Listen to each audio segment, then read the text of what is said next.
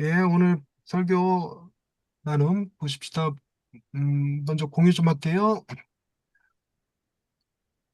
어, 목사 안수식 설교입니다. 자, 이 설교를 이수근 목사님 처음부터 끝까지 쭉 읽어주실래요? 그거 좋은 목소리로. 잠시만요. 네, 제가 제 걸로 좀 켜겠습니다. 글씨가 네, 좀 안 보여가지고. 네.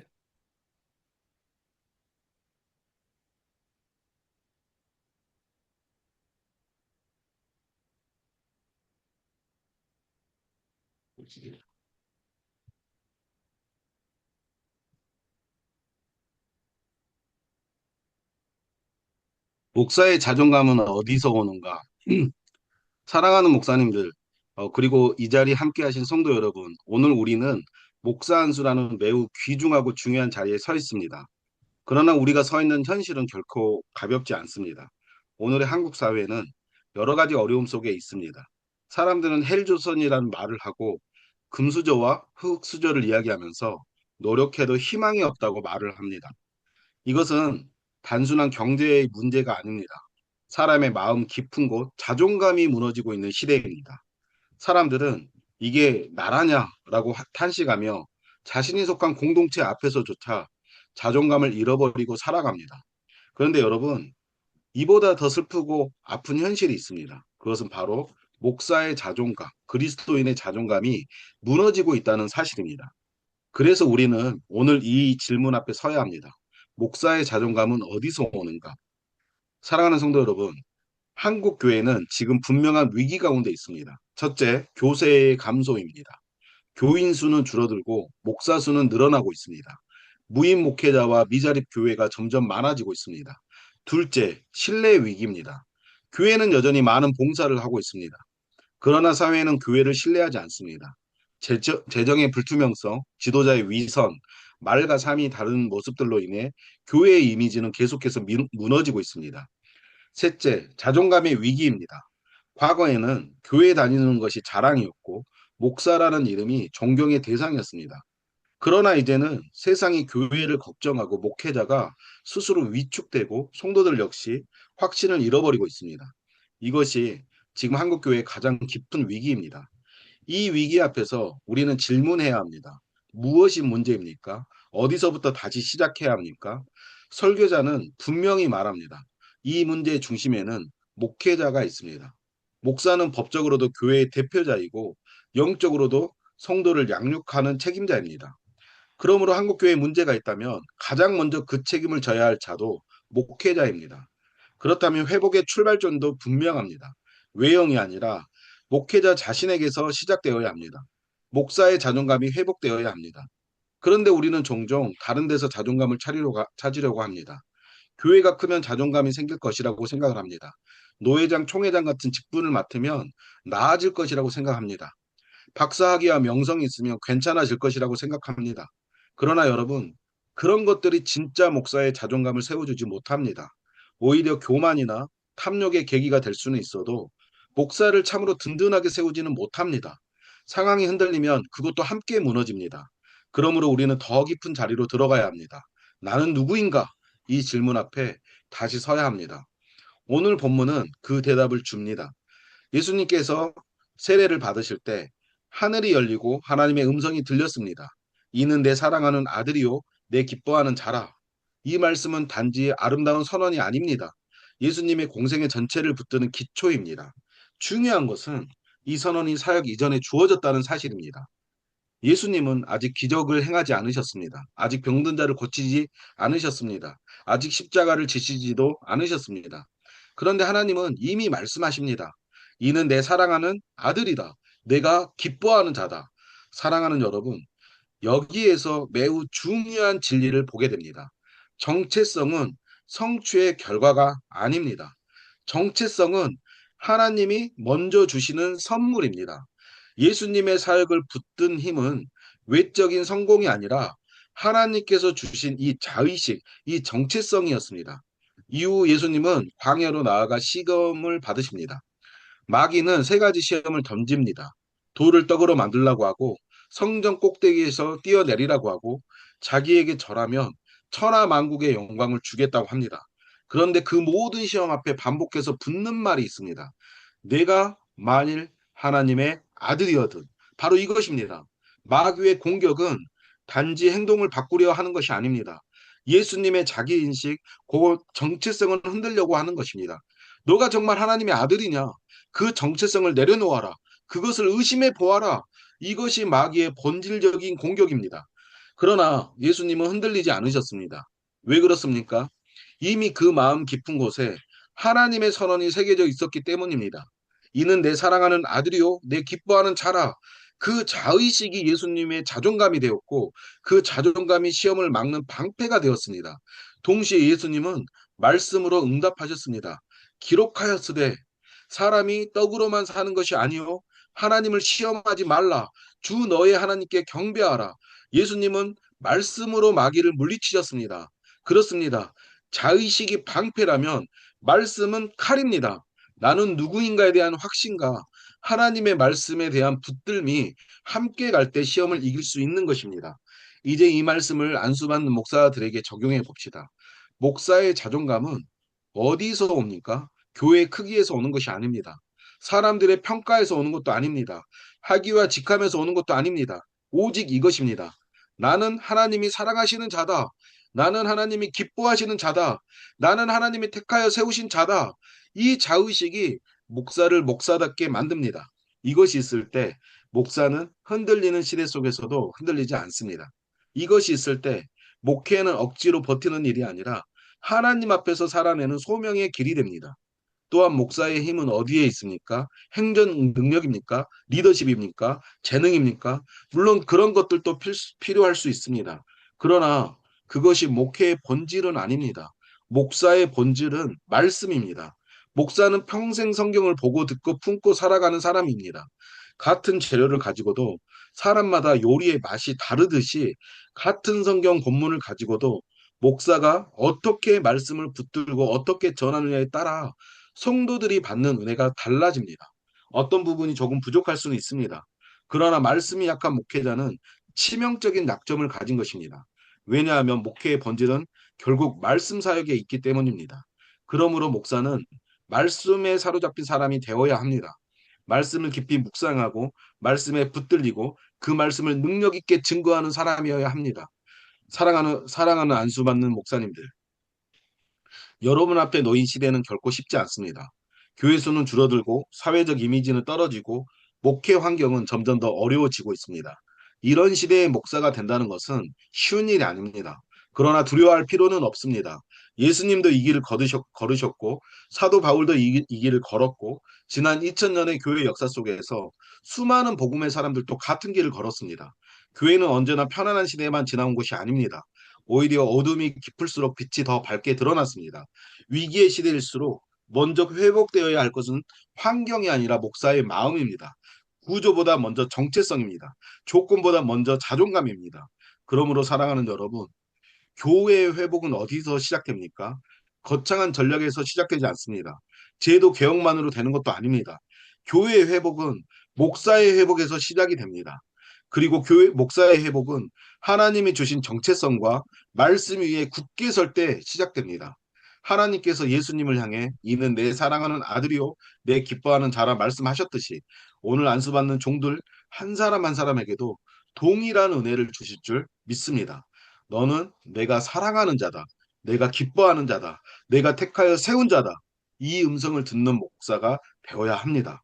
그 자존감이 있을 때 목회자의 길을 기쁨으로 걸어갈 수 있습니다. 그 정체성이 있을 때 교회도 회복되고 성도도 회복될 것입니다. 사랑하는 목사님들, 목사의 자존감은 세상이 주는 것이 아닙니다. 성공이 주는 것도 아닙니다. 하나님이 주시는 것입니다. 그러므로 하나님 앞에 서십시오. 말씀 앞에 서십시오. 하나님을 사랑하시고 기뻐하시는 자라는 정체성 위에 굳게 서십시오. 그리고 말씀에 사로잡힌 목사로 살아가십시오. 그럴 때 하나님께서 여러분의 목회를 붙드시고 여러분을 통해 교회를 다시 세우시며 이 시대 가운데 복음의 빛을 밝히 드러내실 줄 믿습니다. 아멘. 네.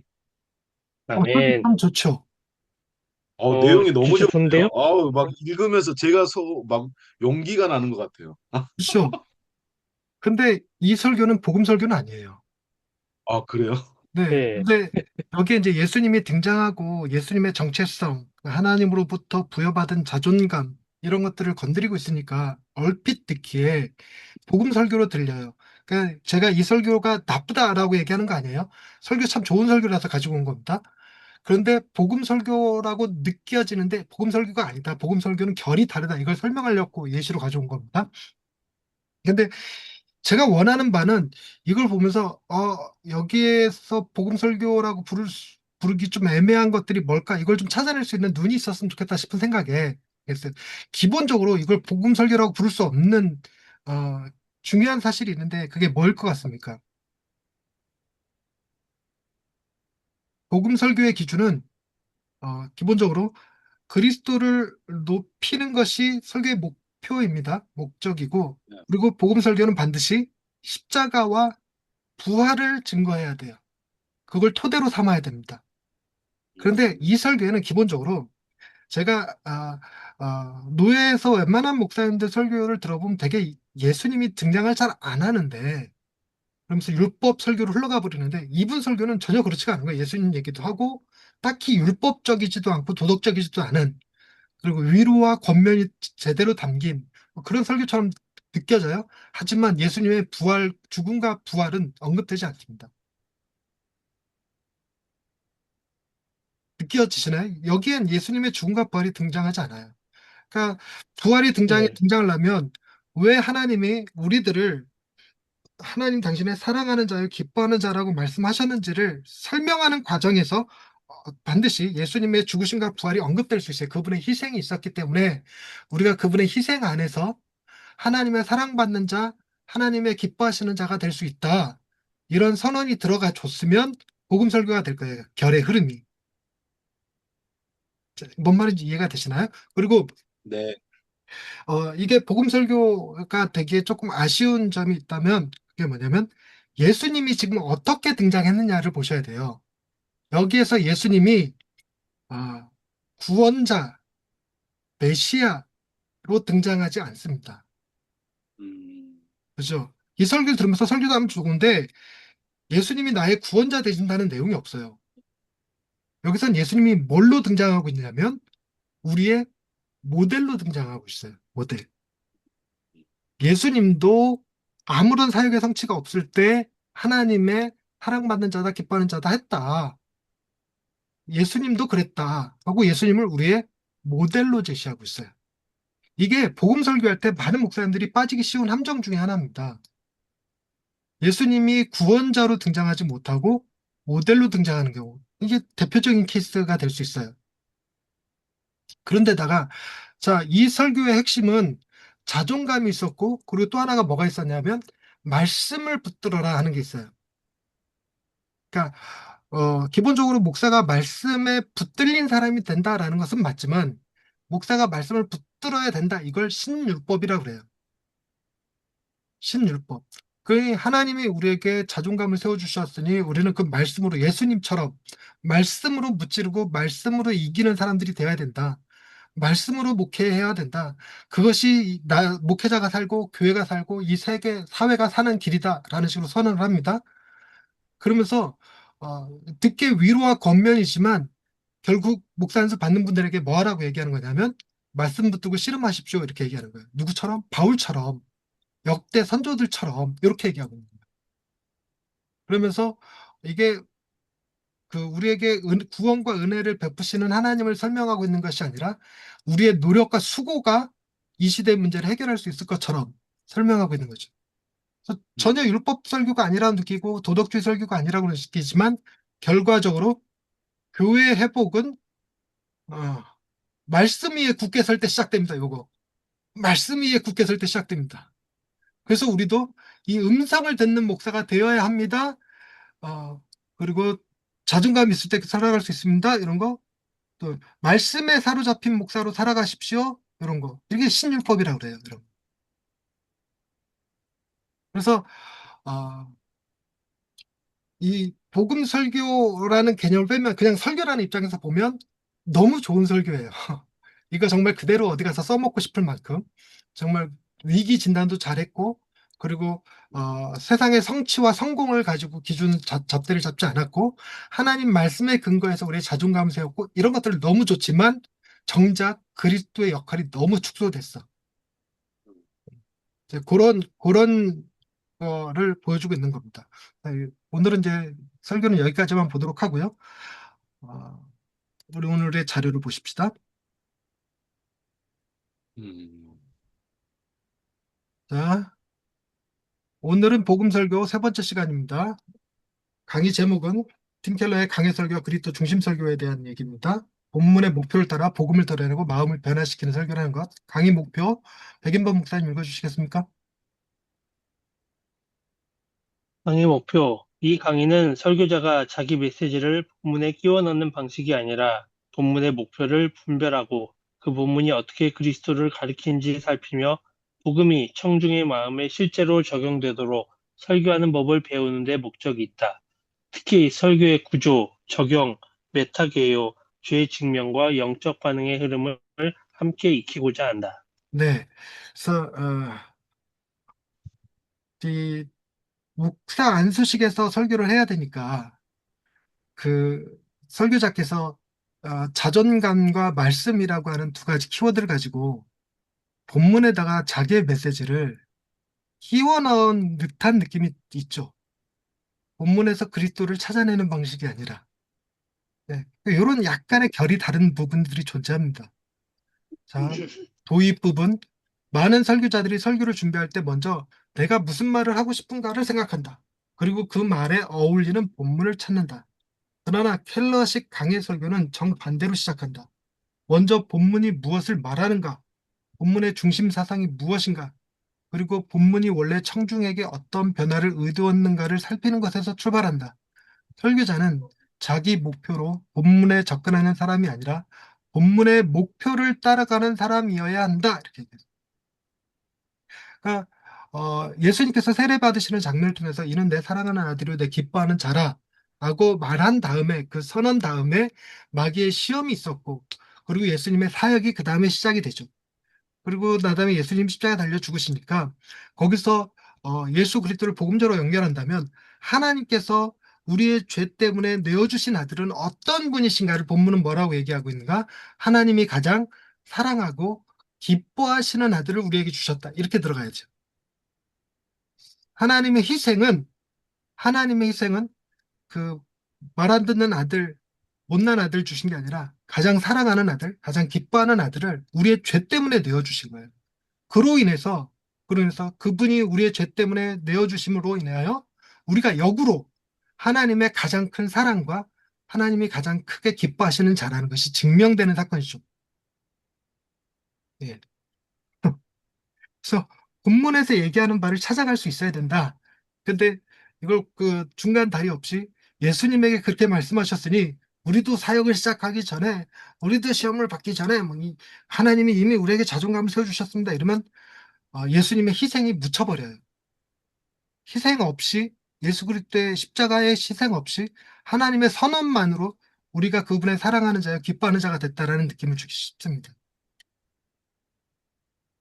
자, 그러면 그리스도가 빠져버리는 거죠. 그리스도를 얘기를 했지만.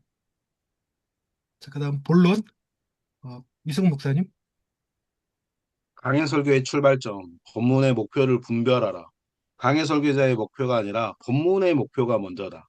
설교 준비는 이 말씀으로 무슨 말을 할까 보다 이 본문은 실제로 무엇을 말하고 있는가에서 시작해야 한다. 본문의 중심 사상을 찾고 그 사상을 이끄는 목표를 설정해야 된다.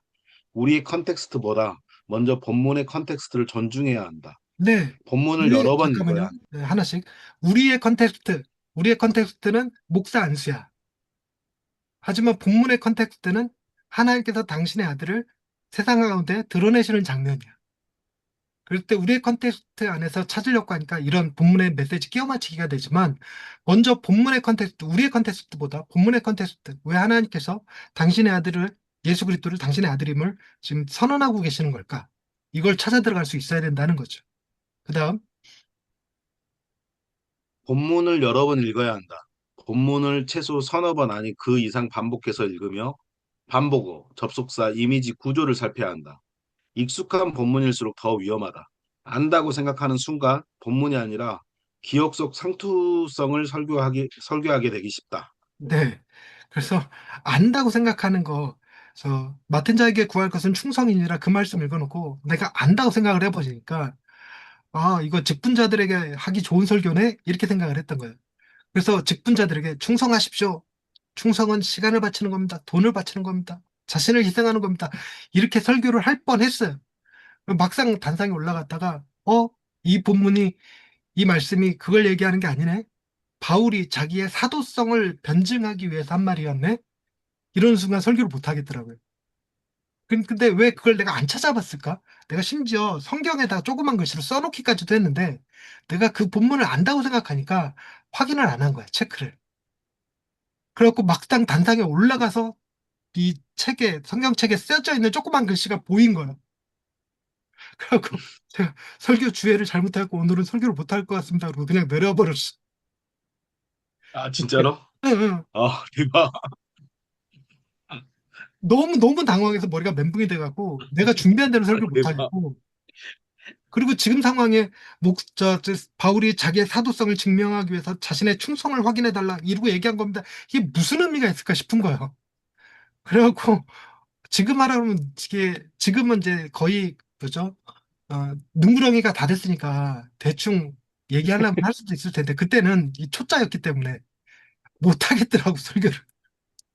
임기응변이 안 나오더라고요. 이런 실수가 있었더라고요. 세 번째, 세 번째 문맥은 문맥은 세 층 위에서 보아야 한다.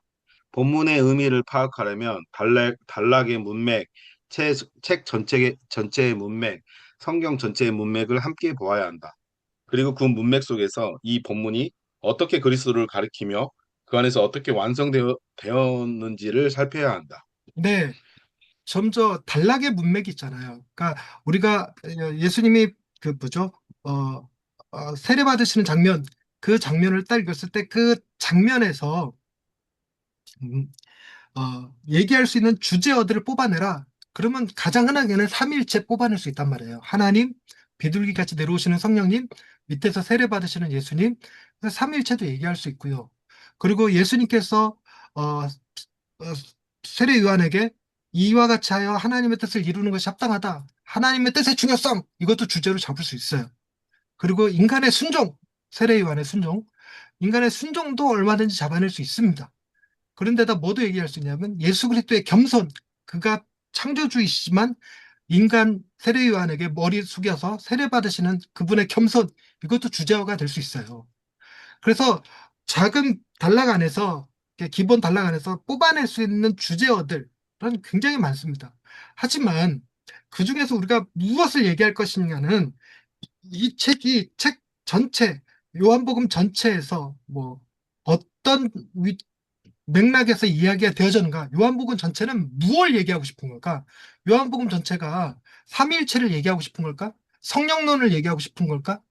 겸손을 얘기하고 싶은 걸까? 아니잖아요.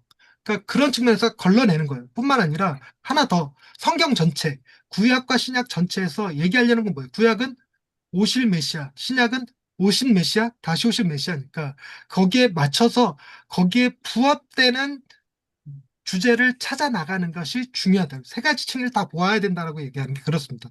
근데 세 가지 층을 안 보면 얼마든지 작은 단락 안에서 할 수 있는 얘기가 너무 많아요. 무궁무진합니다. 심지어 어떤 목사님들은 무슨 접속하나, 그러나, 여기서 나오면 그러나, 그거나 가지고 막 한 설교를 다 하기도 하시고, 제가 하나님의 열심이라는 책 볼 때, 누가 썼죠, 그 책? 하나님의 열심? 박영선 목사. 박영선 목사님. 나 그때 너무 큰 충격 받았는데, 박영선 목사님이 본문으로 잡은 게 뭐였냐면, 하나님께서 아브라함에게 네가 나아갈 바를 갈 바를 알지 못하는데 가나안 땅으로 가라 이렇게 말씀하신 다음에 그 다음에 뭐라 하냐면 마침내 가나안에 들어갔더라 할 때 이 마침내라는 단어 가지고 하나님의 열심이라는 설교 책을 썼어요. 마침내라는 단어 하나 가지고 이제 그렇게 얼마든지 할 수 있단 말이에요. 이 신학적 우리 힘을 가지고 있으니까. 그런데 이것을 과연 성경 전체 맥락에서 보면, 전체 문맥에서 보면, 과연 그 얘기하는 게 맞을까? 이렇게 봐야 된다는 겁니다. 자, 핵심 문장. 설교는 내가 하고 싶은 말을 찾는 작업이 아니라 본문이 하려는 말을 듣는 작업이다. 익숙한 본문일수록 더 천천히 더 오래 읽어야 돼요. 그리고 중요한 거, 이 맥락과 더불어서 책 전체의 맥락, 그리고 성경 전체의 맥락도 함께 고려해서 주제를 잡아야 될 필요가 있습니다. 자, 그다음 주제를 선택하되 본문이 허락한 범위 안에서 선택하라. 유성용 목사님. 네. 본문에는 여러 설교 가능한 주제들이 담겨 있을 수 있다. 그러나 그 주제는 설교자가 바깥에서 들고 들어오는 것이 아니라 본문이 주는 목표 안에서 선택되어야 한다. 즉, 공동체에 필요한 주제를 선택할 수는 있지만 그 선택은 어디까지나 본문이 허락한 선 안에서 이루어져야 한다. 이것이 중요한 이유는 같은 본문을 두고도 전혀 다른 공동체 상황 속에서 조금 다른 강조점으로 설교할 수 있기 때문이다. 그러나 그 차이는 본문을 배반하는 변형이 아니라 본문 안에 이미 들어있는 풍성한 의미 가운데 하나를 붙드는 차이여야 한다. 네. 그래서 본문 안에서 이 에, 범위 안에서 선택해야 되는데 이게 아, 쉽게 눈에 딱 명확하게 드러나진 않아요. 예를 들어서 그 군대 귀신 들린 자 본문 얘기할 때 결국 우리의 문제를 해결하실 분은 누구다? 예수 그리스도다. 이거 얘기할 수 있단 말이에요. 그래서 예수 그리스도가 오셨을 때야 비로소 우리의 문제가 해결됐다. 우리의 묶인 것이 풀릴 수 있다. 해결될 수 있다. 이렇게 얘기할 수 있습니다. 그리고 또 하나는 그렇죠? 우리는 누구나 다 어떤 거에 매여 있는 자들이다. 라는 걸 가지고 얘기할 수도 있습니다. 그 본문 안에서 얘기할 수 있습니다. 하지만 그 본문 안에서 전혀 다른 얘기. 어, 우리가 예수님께서 군대 귀신 들린 자를 만나러 가신 것처럼 우리도 세상에 군대 귀신 들린 자들을 찾아서 가야 됩니다. 이러고 얘기하는 건 약간 벗어나는 거고, 약간 벗어나는 거고, 하는 거죠. 우리 주변에 군대 귀신 들린 자들이 누군지 찾아내야 됩니다. 이런 얘기는 이상한 소리가 될 거고, 아예. 그러니 우리는 기도해야 됩니다. 우리는 경배해야 됩니다. 이런 얘기하는 건 아예 본문을 벗어나 버리는 거죠. 그래서 교회 처한 상황에 따라서 조금씩 다를 수 있지만, 그 본문 역시 무엇을 얘기할 수 있어야 되냐면 예수 그리스도의 십자가와 부활을 얘기할 수 있어야 된다는 겁니다. 그분의 희생을 얘기할 수 있는 것. 즉 군대 귀신 들린 자가 결국 그 군대 귀신 들리고 그게 돼지떼에 들어가서 물에 빠져 죽잖아요. 결국 군대 귀신이 들린 자가 회복을 얻기 위해서는 뭐가 언급되냐면 죽음이라고 하는 키워드가 벗어날 수 없어요. 죽음이라는 키워드. 그것이 돼지에게로 들어갔다 부정한 재물로 들어가서 부정한 재물의 희생으로 그가 해방됐지만 우리의 해방은 부정한 짐승의 죽음이냐? 아니죠. 예수 그리스도 그분의 가장 정결한 재물의 그 희생 제사로 인해 우리가 구원을 얻은 거니까 여기에 포커스를 맞춰서 그리스도의 어, 희생, 그리스도의 죽음을 이야기할 수 있었다면 더 좋았겠죠. 이런 개념들. 자, 그다음 설교의 대지는 백인범 목사님. 설교의 대지는 이야기처럼 전개되어야 한다. 설교의 대지는 단순히 소주제를 나열하는 방식이 아니라 발단, 위기, 절정, 결말의 흐름을 따라 청중을 끌고 가야 한다. 첫째 대지가 둘째 대지로, 둘째 대지가 셋째 대지로 이어지며 청중이 그래서 어떻게 됐는가를 궁금하게 만들어야 한다. 예를 들어 첫째 대지, 하나님의 명령, 둘째 대지, 인간의 실패, 셋째 대지, 그 실패를 해결하신 그리스도. 이렇게 갈 때 설교는 단순한 분류가 아니라 내러티브를 갖게 된다. 반대로 찬양하라, 기도하라, 충성하라 식의 병렬 구조만 반복하면 다음 대지가 궁금해지지 않고 설교의 긴장감도 떨어진다. 네, 그래서 1대지 첫 번째 예수님께서 세례 받으실 때 그 위에서 비둘기와 성령님 같이 내리셨는데 그래서 우리는 비둘기 같은 성령 찬양해야 된다. 두 번째 될 때 예수님께서 세례 받으시는 것 자체가 그분이 하나님께 드린 기도다. 그러니 우리도 기도할 때 비로소 하나님의 음성을 들을 수 있다.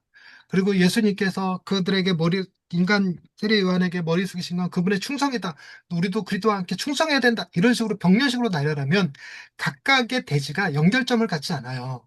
각각의 대지가 하나하나의 소주제로 남아버려서 그 흐름이 이어지질 않습니다. 그래서 이게 설교의 대지가 이야기처럼 전개돼야 되는데, 그러기 위해서 첫 번째 하나님의 명령이 무엇이었고, 두 번째 인간의 실패가 무엇이었고, 세 번째 예수 그리스도가 어떻게 그 실패를 해결하셨느냐로 등장해야 된다는 겁니다. 자, 그래서 보면 복음 설교의 가장 구분할 수 있는 것 중에 하나가, 설교의 결론 적용이 how to가 아니라 who로 결정나야 돼요. who. 복음은 how to를 얘기하는 게 아니잖아요. 복음은 who를 얘기할 수 있어야 됩니다. 그러니 우리의 문제의 해결책은 예수 그리스도로 드러나야지, 우리의 문제 해결책이 자존감을 붙들고 말씀과 씨름하는 게 아니라고요. 네, 유성 용사님, 앞서 우리가 읽은 설교가 있어서 그래요. 설교 목사 네. 안서시겠다 설교 보고 갖고 아, 네. 얘기합니다. 예, 네. 예. 그래서 예수님이 세례 받으시는 장면을 두고 이걸 보면, 왜 하나님이 여자가 낳은 자 중에 가장 큰 자라고 불리우는, 그래서 심지어 예수님에게까지 세례를 베풀 수 있었던 세례 요한에게 십자가를 지게 하지 않으셨을까? 그도 십자가를 지기에는 자신의 죄가 있기 때문에 그래요. 그 사람조차도. 그래서 십자가를 감당하기 위해서 누가 필요했는가? 정말 아무 죄 없으신 예수 그리스도, 그분. 어떤 분? 하나님이 사랑하시고 하나님이 기뻐하시는 그분. 그분이 이 땅에 오셨어야 했습니다. 그래서 그분이 우리의 해결책입니다. 라고 등장할 수 있어야 된다는 겁니다. 우리도 그분처럼 되어야 됩니다가 아니라. 자, 핵심 문장. 좋은 설교는 정보의 나열이 아니라 긴장의 형상이다. 대지는 본문에서 나와야 되고, 서로를 향한 이렇게 전진하는 이 흐름이 있어야 돼요. 다르게 얘기하면 빌드업이 돼야 된다, 이런 표현도 쓰던데. 그다음에 메타게요. 이수근 목사님.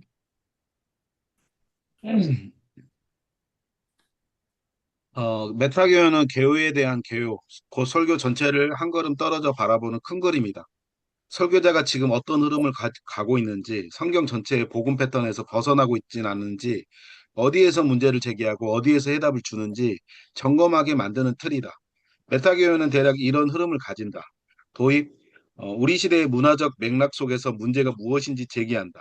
본문 설명, 성경 본문이 원청중에게 무엇을 말했는지 밝힌다. 죄 직면, 왜 우리는 그 말씀을 살지 못하는지 드러낸다. 그리스도 제시, 예수께서 그 문제를 어떻게 해결하셨는지 선포한다. 영적 반응, 청중이 그리스도를 경배하고 복음을 마음에 받도록 이끈다.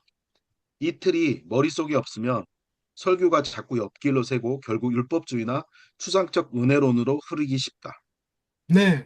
메타게요라는 게 그죠. 설교 원고 그 자체를 한 걸음 떨어져서 이 설교가 과연 복음적 설교인가를 바라볼 수 있게 하는 틀이에요. 그러니까 아까 같은 설교를 볼 때, 설교를 딱 볼 때, 여기서 예수 그리스도가 우리의 모델로 등장하는가, 구원자로 등장하는가. 그래서 결론은 우리더러 무엇을 하라는 건가, 그분이 무엇을 해결하셨다는 건가. 이런 것들을 볼 수 있는 눈인 거죠. 그래서 이런 메타 개요가 머릿속에 있을 때 비로소 설교가, 복음 설교라는 건 복음의 분명한 메시지 안에서 다른 데로 흐르지 않도록, 가장 중요한 거는 율법주의로 흐르지 않도록 하는데 도움이 돼요. 그래서 먼저 보자면 중요하게 뭘 봐야 되냐면, 예수께서 그 문제를 어떻게 해결하셨는지, 우리의 자존감의 문제, 우리의 말씀과 씨름하는 문제를 주님은 어떻게 해결하셨는지, 그래서 우리는 그리스도를 어떻게 마음에 받아들일 수 있는지, 그게 선포되어야 되는 거죠. 그 흐름을 볼 수 있어야 된다는 겁니다.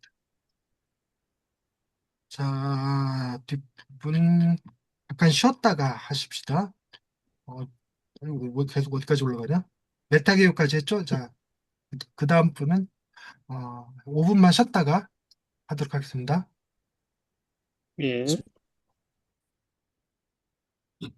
네, 본문 공유할게요. 뭐였지? 이거였지. 자, 5번 그리스도 중심 설교는 모델 제시가 아니라 구원 선포다. 온문이 그리스도를 가리킨다는 것은 단지 예수님도 이렇게 하셨으니 우리도 그렇게 하자가 아니다. 자, 이것만 봐도 아까 그 목사 안수식 설교가 가지는 맹점이 보이죠? 그렇게 되면 예수님이 구원자가 아니라 최고 수준의 모범으로 전락합니다. 그러면 청중은 두 갈래로 반응하죠. 하나는 나는 좀 한다. 나는 그리스도의 나는 말씀 붙들고 씨름하는 목회자야. 뭐 이렇게. 다른 하나는 나는 도저히 안 된다. 아, 어떻게 말씀 하나 붙들고 씨름하기가 쉽냐? 뭐 이렇게 갈 수 있어요. 이런 자기 정죄로 흐릅니다. 그럼 둘 다 복음이 아닌 거죠. 그래서 그리스도 중심 설교는 먼저 그분이 실제로 이루어내신 일, 십자가에서 해결하신 일, 우리를 대신해 감당하신 일을 선포해야 한다. 핵심은 그분을 닮으라 보다 먼저 그분이 무엇을 이루셨는가다. 예수님이 자존감이 그 정체성이 명확하셨죠. 하나님의 아들이라는 정체성. 그리고 말씀을 붙들고 사시는 분이셨죠. 그래서 말씀으로 마귀의 시험을 이기셨던 분이십니다. 그랬던 그분은 뭘 받으셨나요? 하나님의 벌을 받습니다. 왜요? 우리가 그 상을 받게 하시려고. 이렇게 돼야죠. 그래서 우리도 주님처럼 하나님이 주시는 정체성 안에서 하나님의 말씀 갖고 살아가야 됩니다. 이렇게 얘기하는 건 그리스도가 메시아로 등장하지 못해요. 그래서 예수님은 먼저 닮아야 할 모델이 아니라 믿어야 할 구원자이시다. 설교가 사람을 예수처럼 만들려고 서두르면 오히려 복음을 잃어버려요. 네. 목사 안수식이라고 하는 특수한 상황이었기 때문에 더 그 함정에 더 많이 노출돼 있었던 거죠. 자, 그다음 죄직면 백인범 목사님. 죄증명, 단순한 실패가 아니라 우상 숭배를 드러내라. 설교의 중간 지점에서 반드시 죄 증명이 필요하다. 그런데 이 죄 직면은 단순히 우리는 이 명령을 지키지 못했습니다. 수준에 머무르면 안 된다. 왜 못 지키는지, 그 밑에 어떤 우상 숭배가 있는지까지 들어가야 한다. 예를 들어 누군가 가난한 사람을 돕는다고 해도 정말 그 사람을 사랑해서인지 아니면 나는 괜찮은 사람이라는 자기 이미지를 유지하기 위해서인지 물어야 한다. 이 지점에서 죄는 단지 행동 실패가 아니라 자기 중심성과 우상 숭배의 문제로 드러난다. 또한 설교자는 여기서 총중 위에 서면 안 된다. 너희는 못한다가 아니라 우리 모두가 이 말씀 앞에 예외가 아니다는 자세로 들어가야 한다. 그래야 설교가 정죄가 아니라 복음으로 이어진다. 네. 그 가장 문제인 거는 나는 말씀으로 씨름하는 목회자야. 나를 닮아야 돼. 라고 말하는 거라면 이게 제일 최악인 거죠. 설교하는 본인 자신도 말씀으로 붙들고 씨름하는 일에 실패한 목회자야. 이러고 들어가야 합니다. 말씀 안으로. 들어가야 됩니다. 그런데 보세요. 예수님께서 시험 받으시는 장면은 우리도 어떤 유혹 앞에 예수님처럼 말씀 붙들고 이겨야 할 사람들이잖아요. 예수님처럼 정체성 위에 명확하게 하나님의 사랑받는 자라는 정체성 가지고 말씀으로 무찌러야 하잖아요. 우리가 그것을 못했다. 이걸 드러낼 수 있어야 된다는 겁니다. 이게 죄직면이에요. 왜 못했을까? 우리도 무슨 유혹에 시달리냐? 큰 교회, 성취, 성공 이런 신화에서 결코 자유롭지 않은 사람들이라서 우리도 그 유혹 앞에 무너져요. 우리는 정말 떡이 필요한 사람입니다.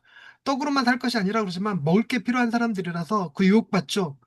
그리고 우리는 우리에게 먹을 떡만 필요합니까? 아니죠. 우리 자녀에게 먹일 떡도 필요한 거라. 그러니까 그 문제 앞에서 우리는 자꾸 실패해요. 그래서 우리가 마귀한테 절 한번 해갖고 세상 권세를 얻을 수만 있다면 하고 싶죠. 실제로 예수전도단에서 그 목회자 DTS 할 때 마귀에게 도움을 받아서 교회가 부흥할 수 있다고 하면 그대는 마귀의 도움을 받으시겠습니까? 라는 거에 우리는 예스를 꽤 많은 분들이 체크했다라 한 60%가 예스를 체크했다라 우리는 그런 유혹 앞에 굉장히 약한 사람들이에요. 그래서 그런 우리는 실패했는데 그럼 우리는 어떻게 되는가? 우리를 대신해서 그 유혹을 이기신 분이 있으니까 우리의 것을 내세울 게 아니라 그 유혹을 이기신 주님을 나의 주님으로 고백할 수 있는 힘이 필요한 거죠. 그분이 나의 주님이 되어 주시는 거니까. 그 유혹을 이기신 분이 내가 그분의 몸이 되어 된다는 건 그분이 나를 그분의 몸으로 삼으셨다는 건 그분 안에서 나도 이긴 거니까. 이렇게 들어가 줘야 되죠. 그래서 우리의 해답은 내가 유혹을 날마다 물리치고 말씀을 붙들고 사는가는 것이 아니라 그리스도께서 나를 그분 안에 품으시고 그 유혹을 이기셨다는 주님이 해답이 되신다는 얘기로 들어가 줘야 된다는 겁니다. 그런데 여기에서 목회자들이 가장 많이 빠지는 실수가 뭐냐면 이 우상숭배. 우상숭배는 나쁜 거예요. 잘못된 겁니다. 하지만 우상 숭배를 두 글자로 바꾸면 뭘 것 같으세요? 이 단어를 맞춰주면 좋겠는데 갈자로 시작하는 두 글자. 아, 어? 갈망? 갈망, 갈망이죠, 갈망. 우리의 갈망이 곧 우상 숭배입니다. 그런데 복음 설교에서 중요한 지점은 갈망을 반드시 정죄하는 수준으로 끝나면 안 돼요. 갈망을 다른 형태로 그리스도 안에서 성취시켜줘야 돼요. 즉, 우리의 갈망은 떡이 필요해. 그런데 그걸 죄다 이루고 몰고 가면 안 되고, 우리를 공중의 새나 들에 핀 백합화보다 더 귀히 여기시는 하나님께서 우리를 먹이고 입히신다라는 선언까지 들어가 줘야 되고, 그리고 우리도 마귀한테 절 한 번 해갖고 온 천하의 권세를 얻고 싶잖아요. 그 갈망을 무조건 나쁘다 할 거 아니라 그리스도 안에서 우리는 천국을 소유한 자다라는 그 갈망을 채워주는 언어가 들어가줘야 된다고. 그런데 아까 그 설교에서는 이 갈망을 정죄만 했지 이 갈망을 복음 안에서 해결해 주진 않았어요. 음. 자, 그 다음 류성룡 목사님. 네. 제 해답은 how to가 아니라 who다. 제 직면한 뒤 설교가 자주 빠지는 함정이 있다. 그러면 이제 어떻게 해야 합니까? 로 곧장 넘어가는 것이다. 복음은 먼저 how to가 아니라 who의 문제이다. 내가 어떻게 살아날까 보다 누가 나를 건져낼 것인가가 먼저 나와야 한다. 예수님은 우리가 먼저 붙잡은 분이 아니라 죽어있던 우리를 찾아오신 분으로 선포되어야 한다. 복음은 인간의 결단을 극대화하는 메시지가 아니라 하나님의 성행적 은혜를 드러내는 메시지다. 그래서 설교의 중심은 늘 인간의 가능성이 아니라 그리스도의 개입이어야 한다. 네, 이 관점에서만 봐도 아까 그 설교는 그 목회자들이 안수받으면서 그 설교를 듣고 가슴이 막 뜨거워져 갖고 무슨 결단을 하게 되죠? 내가 말씀 붙들고 씨름할 거야. 나도 바울처럼 말씀 붙들고 씨름할 거야. 나도 예수님처럼 말씀으로 유혹을 무찌르며 마귀의 시험을 무찌르며 살아갈 거야. 내가 온전히 살아서 우리 교회가 살고 이 세상이 살게 할 거야. 이런 결단을 이끌어내는 게 좋아요. 그럼 인간의 가능성에다 포커스를 둔 거잖아요. 근데 반드시 이 결단은 살다 보면 무너집니다. 우리 결단대로 못 살아. 못 살아. 그러면 다시 또 결단해. 회개하고 또 결단해. 그리고 또 무너져. 또 결단해. 그러다 나중엔 뭐 합니까? 포기해요. 그래서 그런 거는 복음 설교를 하기가, 복음 설교가 아닌 거죠. 그래서 how to가 아니라, 아까 그 설교는 그래서 결론이 뭐로 났냐면, 우리도 말씀 붙들고 씨름해야 됩니다. 말씀 붙들고 살아가야 됩니다. 이렇게 결론이 나잖아요. 이건 인간의 어떤 변화를 요구하는 거잖아요. 그리스도의 개입이 아니라. 이런 문제는 우리가 자꾸 빠지기 쉬운 정말 자꾸 쉽게 빠지는 함정이 돼요.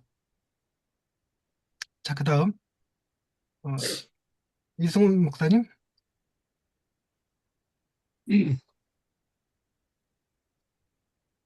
마지막 적용, 가장 중요한 포인트 가운데 하나가 이것이다.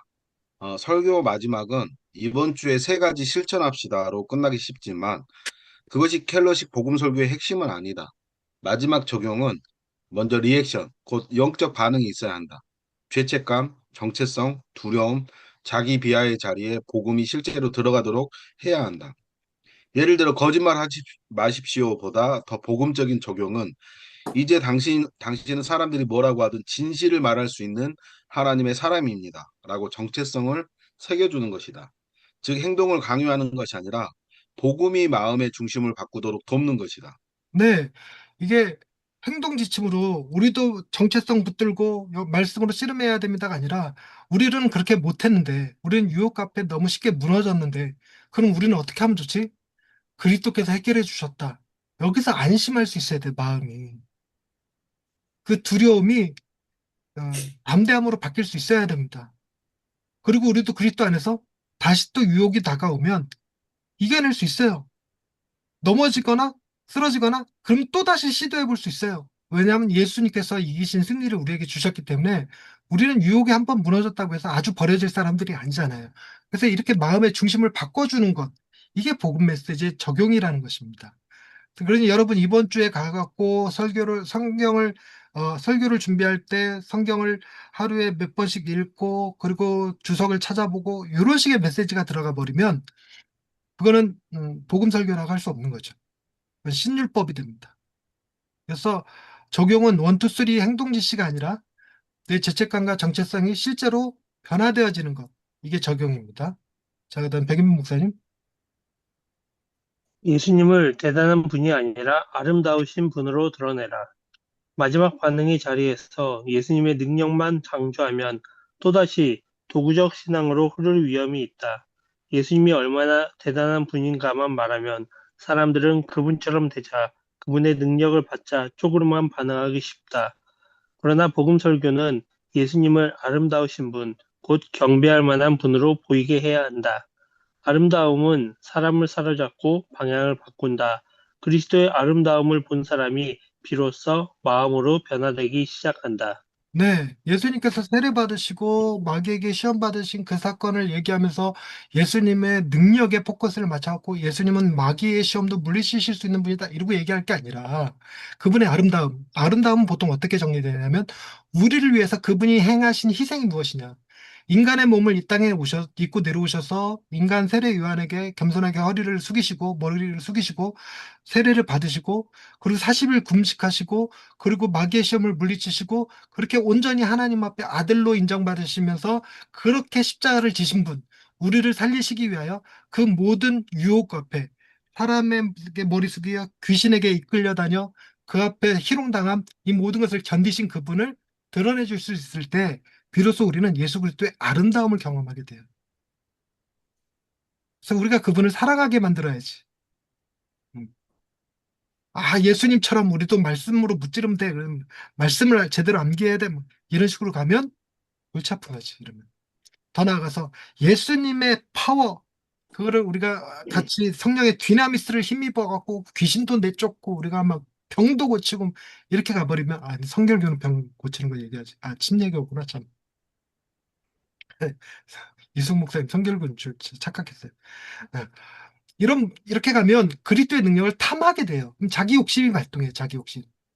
자기 욕심이 발동하지 않고 자기 중심성이 극복되어지려면 예수 그리스도가 능력이 탁월하신 분이 아니라 예수 그리스도가 참으로 아름다우신 분으로 받아들여질 수 있어야 됩니다.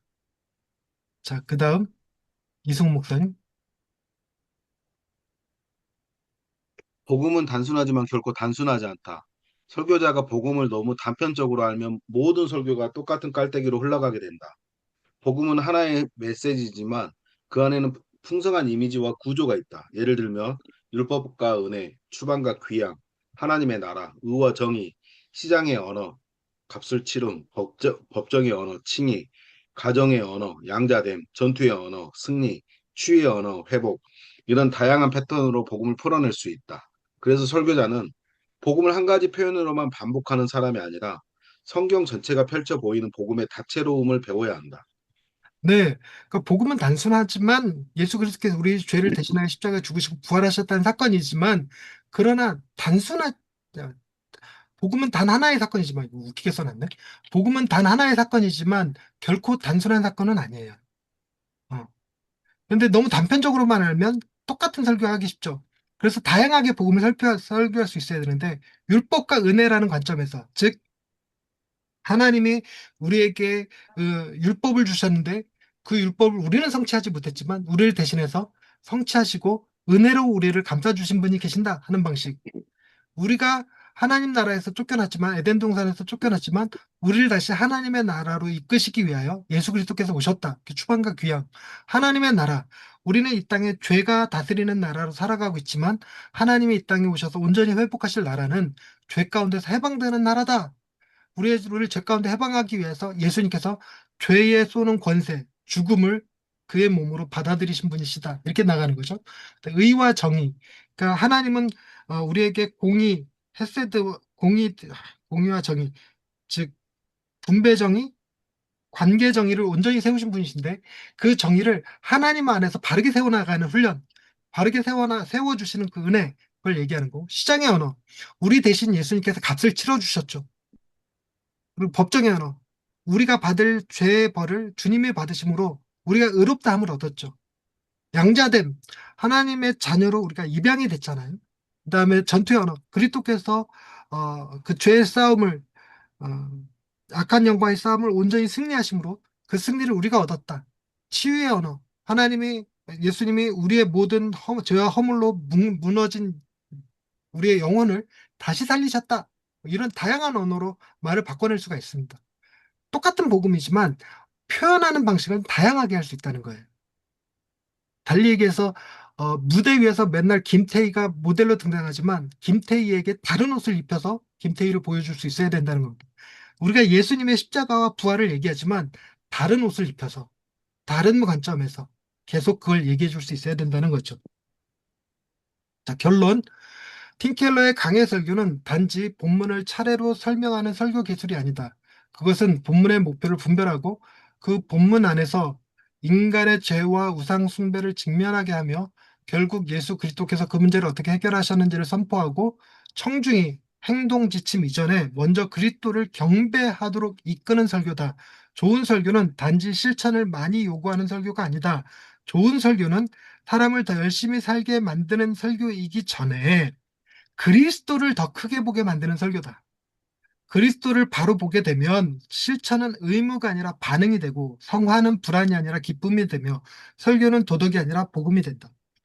이 그리스도 중심적 설교를 한다고 그러면서 제일 큰 위험이 뭐냐면 우리가 모세처럼 살아라, 아브라함처럼 살아라, 뭐 다윗처럼 살아라 이것보다 더 힘든 게 그리스도처럼 살아라예요. 이건 진짜 불가능하잖아요. 그리스도처럼 우리가 어떻게 합니까? 그런데 만약에 설교가 그런 식으로 가버리면 우리의 마음의 긴장감, 부담감이 더 커져요. 하나님 앞에서 참된 자유와 여유는 경험할 수가 없게 됩니다. 그리고 스스로를 재단하게 되죠. 나는 과연 말씀대로 살았는가, 못 살았는가, 이런 것만 보게 됩니다. 살았으면 자기 의로 남고, 못 살았으면 자기 정죄감으로 남죠. 둘 다 복음은 아닌 거니까요. 자, 나눔 질문. 나는 설교를 준비할 때 본문의 목표보다 내 목표를 앞세우고 있지 않은가? 내 설교의 대지는 이야기처럼 전개되는가 아니면 병렬적으로 나열되는가? 나는 죄를 단순한 실패로만 다루는가 아니면 우상숭배까지 깊이 파고드는가? 내 설교에서 예수님은 구원자로 등장하시는가 아니면 단지 모범으로만 등장하시는가? 내 적용은 행동 지침으로 끝나는가 아니면 청중의 정체성과 마음을 복음으로 움직이게 하는가? 이런 걸 고민해 볼 필요가 있죠. 다른 자료도 한번 보십시다.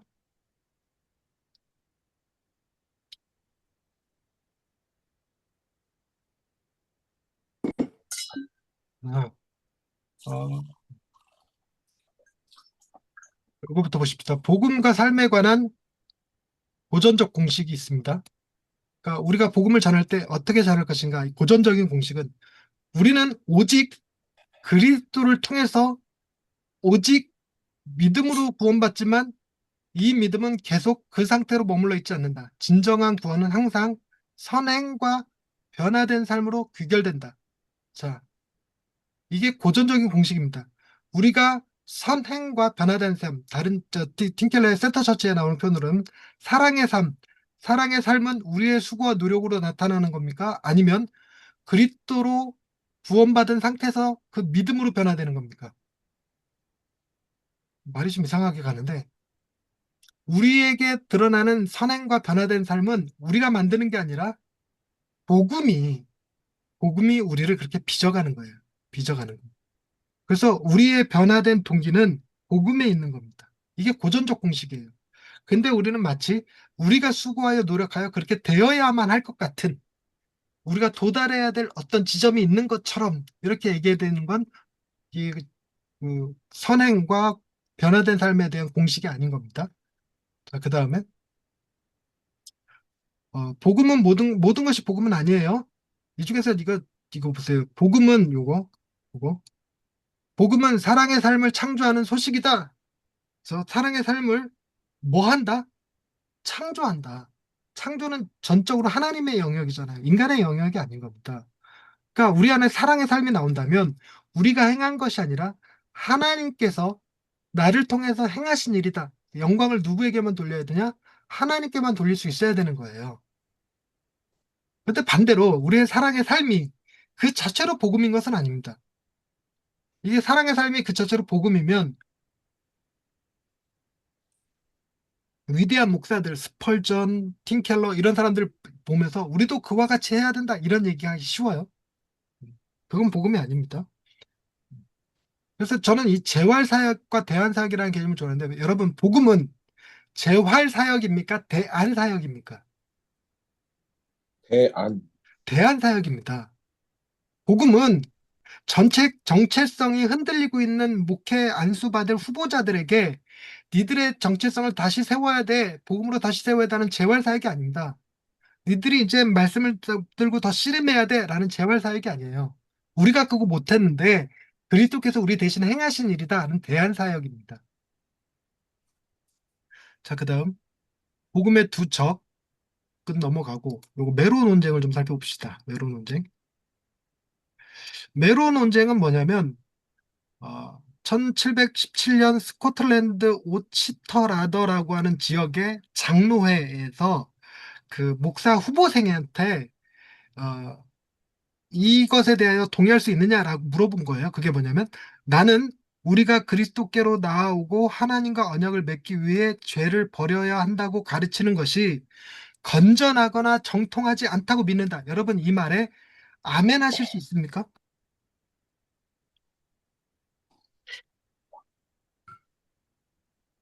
자, 다시 한번. 여러분들은 그리스도께 나오고 하나님과 언약을 맺기 위해서 죄를 버려야 하는 것이 맞아요? 아니에요? 아닌 것 같은데요. 죄를 버려야 한다라고 가르쳐야 됩니까? 아니면 가르치면 안 됩니까? 가르치면 안 될 것 같은데. 우리 죄를 버려야 한다고 가르치잖아. 우리 근데 그렇게 무슨 가르쳐 일이, 왔었어. 이때 무슨 일이 벌어졌냐면, 이 목사 후보생이 처음에는 여기서 아멘 이렇게 했어요. 아멘 그랬다가 집에 돌아간 다음에 가만히 생각해 보니까, 말이 좀 이상한데? 당연히 우리가 죄를 버려야지. 그래야 하나님 앞에 은혜도 받고, 그래야 하나님하고 언약을 바르게 맺을 수 있지. 우리가 죄를 가진 채 어떻게 맺어? 이렇게 생각한 거예요. 그래갖고 자기의 장로에서 얘기한 이 고백에 아멘에 철회한다. 이렇게 하고 철회 선언을 해버렸어. 철회 선언을 해버렸더니 이 오치더라도 장로회에서 그분을 목사 안수를 안 줘버렸어요. 그랬더니 이분이 이건 우리식으로 얘기하면 노회였는데 총회에다가 고소를 해버렸네. 그래서 총회 차원에서 이 문제를 거론하기 시작한 거예요. 그랬더니 총회에서 둘로 쫙 쪼개져 버린 거야. 당연히 죄를 버려야지! 이러고 얘기하는 사람과 아니 죄를 버리려면 은혜가 있어야 버리지. 우리는 죄를 가진 채로 은혜를 만나는 거라고 이러고 얘기했다가 둘로 쫙 쪼개져서 죄를 버려야 된다라고 외쳤던 사람들을 율법주의자라고 불렀고 죄를 버릴 필요가 없다고 그 은혜가 먼저 필요하다고 주장했던 사람들을 율법 폐기주의자라고 부르면서 둘로 쫙 쪼개져서 싸웠던 논쟁이에요. 이게 메론 논쟁이라는 겁니다. 여러분, 우리가 목사가 되기 위해서는 하나님 앞에 사랑받는 자라는 정체성과 말씀을 붙들고 씨름해야지만 목사가 될 수 있습니다. 이러고 얘기하면 그거는 건전하거나 정통하지 않다고 믿어야 돼요. 말이 조금 웃기기는 하지만 우리는 그것과 상관없이 하나님의 은혜로 목사가 된 거지 우리가 우리 정체성을 바르게 붙들고 우리가 말씀 갖고 씨름한다고 해서 그것이 하나님 앞에서 내가 목사됨을 증명하는 게 아닌 겁니다. 우리가 목사 되는 것도 우리의 노력으로 되는 게 아니라 우리 노력 엄청 많이 했는데 하나님의 은혜로 된 거예요. 류성룡 목사님, 이승훈 목사님, 백인보 목사님이 살면서 받으셨던 그 은혜를 여러분 성도 중에 누군가가 다른 사람이 받았으면 그분이 목사님이 되고 여러분들이 그 교회 성도 됐겠지. 우리가 목사가 될 수 있었던 건 하나님이 우리에게 특별하신 은혜를 베푸신 까닭인 거지 그냥. 이게 메로 논쟁입니다. 그래서 우리한테는 늘 함정들이 있는데 어, 복음을 설교하지 않은 채 본문을 설교하는 경우가 많아요. 자, 군대 귀신 들린 자에서 예수님이 군대 귀신 들린 자를 치유하셨다. 이거는 복음이 아니잖아요. 근데 예수 그리스도가 등장했고 분명히 치유하셨으니까 그걸 설교하는데 뭐가 문제야? 이런 거에 빠진단 말이에요. 거기서 자리바꿈이 일어나는 거죠. 그 귀신 들린 사람, 그 사람은 치유받고 마을 안에 들어갔지만 예수님은 어떻게 당하셨어요? 그 마을에서 쫓겨나셨어요. 쫓겨나. 예수님이 받아들여져야 될 자리에 귀신 들렸던 사람이 받아들여지고 예수님은 쫓겨나셨단 말이에요. 명확하게 이 복음의 차이가 보이죠. 그래서 복음을 설교한다는 것은 그리스도와 그분의 구원 사역과 은혜를 설교하는 것입니다. 그리고 사실상 본문을 설교하지 않지 그리스도를 설교하는 것도 너무 잘못된 거예요. 즉 예수님께서 세례에게 세례를 받으신 사건을 설명하지 않고 거기서 그분의 그 하나님의 메시지를 설명하지 않은 채 그리스도께서 우리의 죄를 위하여 십자가 달려 돌아가셨습니다. 이렇게 바로 나아가는 건 옳지 않다. 이거 왜 넘어가냐? 그 다음에 조언을 하자면 먼저 우리는 그 동네의 중심도로를 찾아야 된다. 중심도로를 찾기 위해선 내가 읽은 본문 말씀이 책 전체 맥락에서 어디에 해당하며 성경 전체에서는 어디에 해당하는지를 볼 수 있어야 돼요. 성경 전체는 창조, 타락, 구속, 회복이라고 하는 흐름이 있고 오실 메시아, 오신 메시아라고 하는 명확한 주제가 있으니까 그 안에서 본문이 차지하는 이 본문이 타락 부분인지 창조 부분인지 구속 부분인지 회복 부분인지 이걸 찾아낼 수 있어야 된다는 거죠. 그 중심도로가 있다는 거죠. 그리고 그 중심도로에서 수도로 통하는 길, 즉 예수님께로 연결되는 길을 찾아야 된다. 이런 얘기를 하는 겁니다. 자, 그 다음 더 이상 볼 게 또 있나 볼까요? 아, 이거 성경의 주요 인물을 통해 그리스도를 설교하기 참되시고 더 나으신 이거 저 팀켈러의 유행어처럼 돼버렸죠. 사사 설교를 할 때 그 사사들이 완전한 자들이 아니잖아요. 우리에게 완전한 사사가 필요하잖아. 주님이야말로 진짜 우리의 참되시고 더 나으신 사사가 되십니다. 선지자들이 많이 존재해요. 그러나 그 선지자들이 다 온전하진 않잖아. 그래서 우리에게는 진짜 선지자가 필요합니다. 참되시고 더 나으신 선지자가 필요하죠. 하나님의 말씀을 그 마음의 의도까지 온전히 이해하시는 분, 그분이 필요한 겁니다. 제사장이 필요하죠. 근데 구약의 제사장들은 재물을 가지고 하나님께 나가지만 우리에게 진정한 제사장, 더 참되시고 더 나으신 제사장은 자기 자신을 제물로 드리신 분이시죠. 그리고 구약의 왕들이 등장하지만 그 왕들도 문제가 있지만 우리에겐 더 참되시고 더 나으신 왕이 계시죠. 우리를 위하여 자기 몸을 내어주실 만큼 이렇게 진짜 주요 인물들로 해서 그리스도를 설교하는 겁니다. 이미지로도 할 수 있고요. 그다음에 구원 이야기에서도 할 수 있고 본능을 통해서 이 본능 나머지는 볼 게 뭐가 있을까요?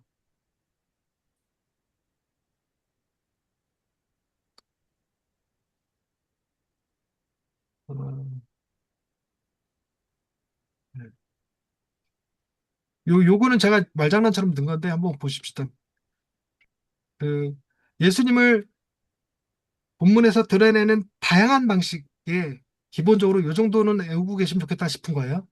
추방과 귀양, 언약과 성취, 왕국과 도래를 추성왕 이렇게 외우기 위해서 추성훈 생각해서 추성왕이 추방과 언약과 왕국과 도래 제구보를 읽고 본문을 읽으면 본문 안에 우리에게 제공하시는 분, 구원하시는 분, 보호하시는 분이 등장합니다. 그걸 찾아낼 수 있어야 되는 거죠.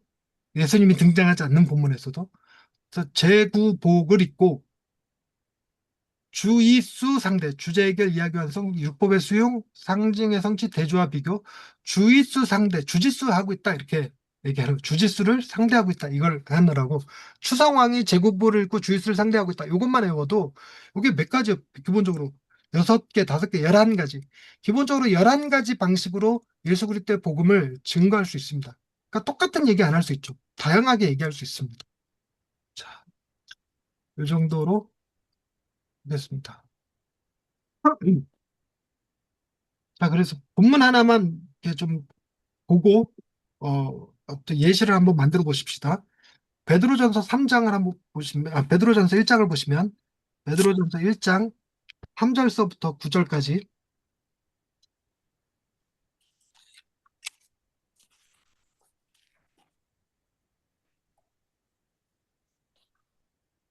찾으신 분, 유성 목사님 읽어주실래요? 저요. 네, 베드로전서 1장 3절에서 9절이요. 네, 우리 주 예수 그리스도의 아버지 하나님을 찬송하리로다. 그의 많으신 긍휼대로 예수 그리스도를 죽은 자 가운데서 부활하게 하심으로 말미암아 우리를 거듭나게 하사 산 소망이 있게 하시며 썩지 않고 더럽지 않고 쇠하지 아니하는 유업을 잊게 하시나니 곧 누구를 위하여 하늘에 간직하신 것이라. 나 너희를 위하여 하늘에 간직하신 것이라. 너희는 말세에 나타내기로 예비하신 구원을 얻기 위하여 믿음으로 말미암아 하나님의 능력으로 보호하심을 받았느니라. 그러므로 너희가 이제 여러 가지 시험으로 말미암아 잠깐 근심하게 되지 않을 수 없으나 오히려 크게 기뻐하는도다. 너희 믿음의 확실함은 불로 연단하여도 없어질 금보다 더 귀하여 예수 그리스도께 나타나실 때에 칭찬과 영광과 존귀를 얻게 할 것이라. 예수를 너희가 보지 못하였으나 사랑하는도다. 이제도 보지 못하나 믿고 말할 수 없는 영광스러운 즐거움으로 기뻐하니 믿음의 결국 곧 영혼의 구원을 받음이라. 네. 여기서 예수 그리스도를 어떻게 드러낼 것인가? 예수 그리스도를 어떻게 드러낼 수 있습니까? 여기서 우리의 연약함은 어떻게 드러낼 것인가? 예수님이 왜 해답이 되실까? 이런 것들을 찾아낼 수 있을 때 복음이라고 할 수 있어요. 복음 설교, 복음이라고 할 수 있어요. 이건 말이 오해가 되니까 복음 설교 그 흐름을 보는 겁니다. 기본적으로 베드로전서는 이 소아시아 5개 지역에 그들이 받고 있는 고난의 문제에 대해서 고통의 문제에 대해서 답변하는 내용을 담고 있는 거예요. 근데 그들이 당하고 있는 고난이라는 게 뭐였냐면 그때 초대교회가 이때 아시아 지역 사람들에게 오해를 받았는데 첫 번째로는 신전도 없고 제사장도 없고 제물도 없으니 니네가 왜 종교야? 니네는 그냥 그 이상한 철학이야. 이렇게 얘기했어요. 그리고 또 다른 하나는 이 성찬식을 하니까 식인 문화가 있다고 생각한 거예요. 그리고 형제님, 자매님 이러고 부르니까 부도덕한 관계 아니냐. 어떻게 다 형제고 자매냐. 이런 오해를 받았습니다. 그러니까 세상으로부터 이런 오해를 받기 때문에 그것 때문에 힘들어하는 사람들이 많았고 그로 인해서 배교하는 사람들도 있었어요. 근데 그때 이 베드로가 그들에게 어, 왜 똑바로 못 살아 이렇게 얘기하지 않아요. 처음에 뭐부터 시작하냐면 하나님 아버지를 찬송하라 이렇게 얘기합니다. 그 하나님 아버지가 우리에게 무엇을 주셨나? 산소망을 주셨다. 근데 뭘로 주었냐? 그리스도를 죽은 자 가운데서 부활하게 하심으로 주셨다는 거예요. 즉 베드로가 예수 그리스도의 죽으심과 부활을 전면에 내세우면서 그들이 받고 있는 고난의 문제에 예수 그리스도로 회귀시키고 있어요. 그들의 시선을. 보세요. 그들이 왜 그런 오해를 받는 겁니까? 신전도 없고 제사장도 없고 제물도 없고 성찬식을 하고 그리고 형제님 자매님이라고 부르게 된 겁니까? 거기엔 예수 그리스도의 죽으심과 부활이 있었기 때문에 가능한 거였거든요. 근데 그 죽으심과 부활을 보지 못하는 외부 사람들 눈에는 이상한 집단이에요. 사교 집단 같은 거지. 근데 우리는 그런 오해를 받는 것이 우리에게 명확한 예수 그리스도의 죽음과 부활이 있기 때문에 생겨난 일이라는 겁니다. 그래서 우리는 이런 고난 앞에 흔들릴 수 있어요. 보세요. 6절 말씀. 너희가 여러 가지 시험으로 말미암아 잠깐 근심하게 되지 않을 수 없으나 오히려 크게 기뻐하는도다. 잠깐 근심하게 돼. 하지만 우리가 복음을 온전히 알면 오히려 기뻐하는 거예요. 우리가 그런 오해를 뭐 때문에 받아? 예수 그리스도께서 우리를 향해서 행하신 일 때문에 받는 거란 말이에요.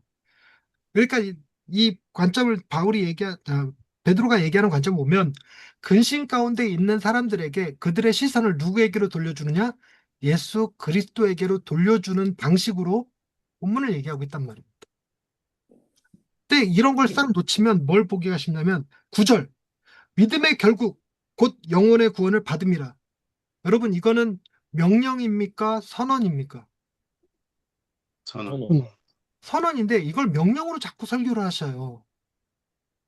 우리는 뭐 해야 되냐면 영혼의 구원을 얻기까지 믿음의 싸움을 싸워야 돼. 뭐 이런 식으로 나가는 겁니다. 그 얘기하고 있는 게 아니죠. 그리고 이게 그 주석을 보면 믿음의 결국이라는 말이 믿음의 목표를 얘기하는가, 믿음의 결과를 얘기하는가, 이거 갖고 논쟁이 있다고 그래요. 여러분, 우리가 영혼의 구원을 얻는 건 믿음의 결과입니까? 믿음으로 인하여 우리가 추구해야 될 목표입니까?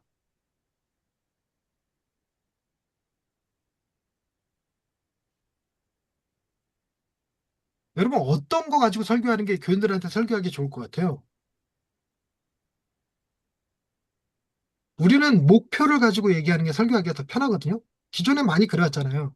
그래갖고 뭐 주일 한 번 빠지면 천국 올라가는 계단 하나 없어지는 거고, 뭐 요단강 건너가는 징검다리 하나 없어지는 거고, 이런 식으로 11조 떼먹으면 하나님 것을 도둑질하는 거고, 이런 식으로 해서 그래갖고 구원이나 받겠어? 이러고 얘기하는 거. 우리의 믿음이 그래서 어 믿음이 견고해야 되고 든든해야 되고 뿌리 깊어야 되고 뭐 이런 얘기하기 쉽단 말이죠. 근데 믿음은 그렇게 작동하는 게 아니에요. 믿음은 우리가 얼마나 믿느냐가 아니라 믿음의 대상이 누구냐가 중요합니다. 우리에게 믿음을 주신 분이 누구예요? 죽으시고 부활하신 그리스도 안에서 받은 거예요. 그렇기 때문에 자연스럽게 그 믿음은 우리에게 영혼의 구원을 보증하죠. 근데 이렇게 보증 쪽으로만 나가면 뭐가 없어지냐면 우리의 그 긴장감이 사라지죠. 그럼 뭐 대충 믿어도 구원은 받을 수 있으니 아무렇게나 믿어도 되겠네? 그거를 그러면 안 됩니다라고 얘기하는 방식이 아니라 그 믿음이 얼마나 큰 희생을 토대로 주신 것인지를 얘기함으로써 내게 받은 믿음이 얼마나 크고 소중한지 깨닫게 함으로써 그 믿음을 지키고 싶은 마음이 들게 하는 겁니다. 들게 하는 거. 그래서 어, 여러 가지 고난을 받고 있는 베드로 성 지역 베드로의 공동체에게 베드로가 제시하는 해답은 예수 그리스도인 거예요. how to를 얘기하고 있는 게 아니라. 이해되셨죠? 그러니까 본문을 볼 때 어떻게 그리스도를 드러낼 것인가를 집중적으로 보실 수 있으면 더 좋겠습니다. 앞으로도 계속 반복적으로 본문들을 예로 들어서 보도록 할게요. 그럼 조금 더 이해가 쉬워질 수 있을 것 같아요. 자, 오늘은 여기까지 하겠습니다. 수고하셨습니다. 수고하셨습니다. 수고하셨습니다.